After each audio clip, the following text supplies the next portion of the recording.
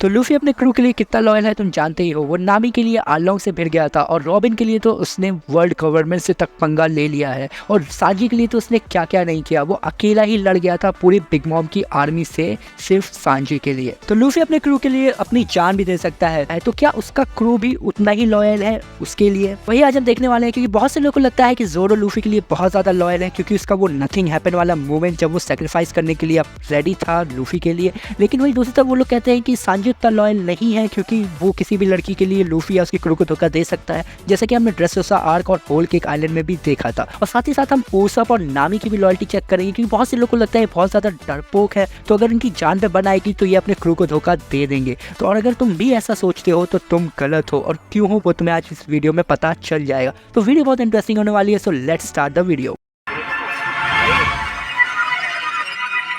तो पहले हम बात करेंगे सांजी की, क्योंकि जोरो ऑलरेडी लूफी के लिए बहुत ज़्यादा लॉयल है और ये बात तुम जानते हो। तो अब बात आती है सांजी की कि सांजी उतना लॉयल नहीं है, ऐसा बहुत से लोगों को लगता है। लेकिन वही लोग ये भूल जाते हैं कि जब जोरो रेडी था खुद को सेक्रीफाइस करने के लिए, तो वहाँ पे सांजी भी मौजूद था। तुम देख सकते हो सांजी का पूरा शरीर काँप रहा था, लेकिन फिर भी वो जोरो के आगे खड़ा हो जाता है और खुद को सेक्रीफाइस करने के लिए रेडी हो जाता है। मतलब सोचो, उसका पूरा शरीर काँप रहा था, लेकिन फिर भी वो रेडी था अपने कैप्टन के लिए खुद को सेक्रीफाइस करने के लिए। यहाँ तक कि वो जोरो की भी चिंता कर रहा था उस पॉइंट ऑफ टाइम तक, और लोग ये भूल जाते हैं। लेकिन फिर बहुत से लोग कहते हैं भाई वो तो पुडिंग के लिए तैयार हो गया था अपनी क्रू को छोड़ने के लिए। तो तुम समझो यार, वो पुडिंग के लिए तैयार नहीं हुआ था, क्योंकि तुम जानते हो कि सांजी कैसा है लड़कियों के मामले में। लेकिन फिर भी जब उसने पुडिंग की तस्वीर पहली बार देखी थी, और तुम्हें याद हो जब उससे पहली बार मिलने गया था, तो उसने पुडिंग को रिजेक्ट कर दिया था, मना कर दिया था कि वो अपने क्रू के साथ रहना चाहता है, वो उससे शादी नहीं कर सकता। लेकिन उसके दल्ले बाप ने उसे ब्लैकमेल किया कि अगर उसने शादी नहीं की तो वो बराटिया के जितने लोग हैं इंक्लूडिंग जेफ उन सबको मार देगा। और साथ ही साथ उससे सांजी को कुछ कंगन भी पहना दिए थे, जिससे अगर वो भागने की कोशिश करेगा तो उसके हाथ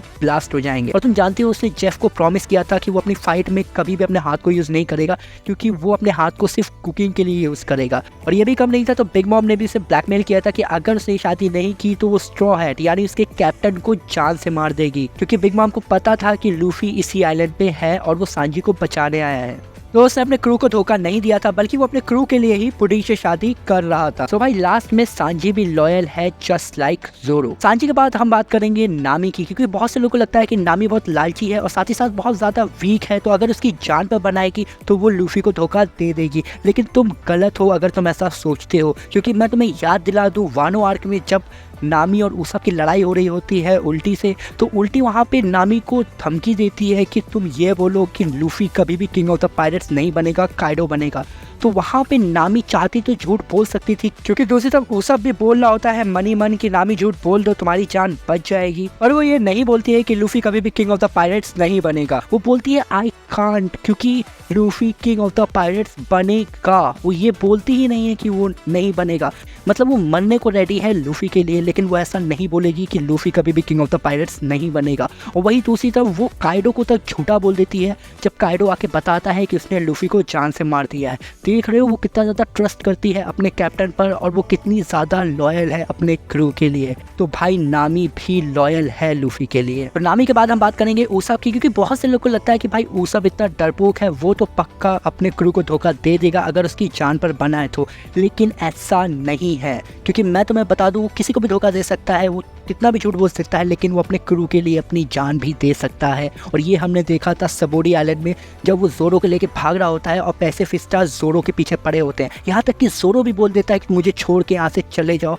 और उसाप उसकी नहीं सुनता। वो कहता है शांत बैठो, मैं तुम्हें बचा के रहूँगा। यहाँ तक कि एक एडमिरल के सामने भी वो जोरो को बचा रहा होता है, लूफी के ऑर्डर्स मान रहा होता है, और वो जानता था कि वो कीज़रो से नहीं जीत सकता, लेकिन फिर भी वो उस पर अटैक कर रहा होता है। और दूसरी तरफ वही जब कुमा ने उसे गायब कर दिया था, तो उसके पास चॉइस था वापस ना जाने का, लेकिन वो ट्रेन करता है 2 साल और वापस जाता है अपने क्रू के लिए, अपने कैप्टन के लिए।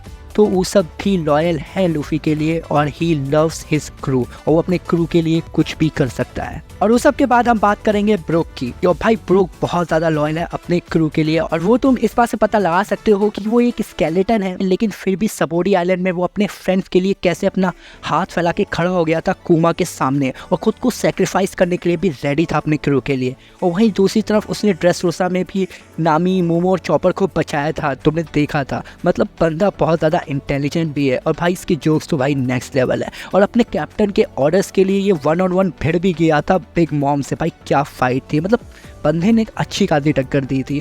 मतलब होल केक आइलैंड का भाई ओपी था ये, भाई ओपी कैरेक्टर।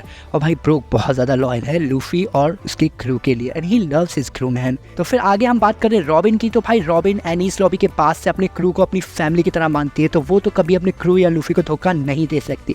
वहीं दूसरी तरफ हम बात करें जिम्बे की, तो भाई जिम्बे बहुत ज़्यादा एडमायर करता है लूफी को और वो लूफी के लिए अपनी जान भी दे सकता है। तुमने देखा होगा उसने खून भी दिया हुआ है लूफी को, और लूफी ने बहुत कुछ किया है फिशमैन आइलैंड के लिए, इसलिए वो उसकी बहुत ज़्यादा रिस्पेक्ट करता है। तो वो उसको कभी धोखा दे ही नहीं सकता, इवन सोच भी नहीं सकता उस बारे में। दूसरी तरफ हम बात करें चॉपर और फ्रैंकी की, तो वो दोनों भी बहुत ज़्यादा लॉयल हैं अपने क्रू के लिए, क्योंकि तुमने देखा ही होगा कि चॉपर कितना परेशान रहता है अपने क्रू को लेकर अगर किसी को भी कुछ हो जाता है, और वो भाई लॉयल है, मुझे बताने की ज़रूरत नहीं है, तुम जानते हो। और दूसरी तरफ फ्रैंकी भी बहुत ज़्यादा लॉयल है लूफी के लिए, क्योंकि इसके पास भी चॉइस था गायब होने के बाद कि वो वापस लौट जाए वाटर 7 अपनी फ्रैंकी फैमिली के पास, लेकिन उसने ऐसा नहीं किया। वो 2 साल ट्रेन किया और फिर अपने आप को मॉडिफाई करके वापस आया अपने कैप्टन के लिए और भी ज़्यादा स्ट्रॉन्ग बनकर। तो भाई फ्रैंकी भी लॉयल है। भाई ओवरऑल लूफी का क्रू बहुत ज़्यादा लॉयल है एक दूसरे के लिए और वो एक फैमिली की तरह है। तो तुम ये चीज़ जान ही गए होगे, और मैंने उनके बारे में ज़्यादा बात की जिनके बारे में लोगों को डाउट था, और बाकी मैंने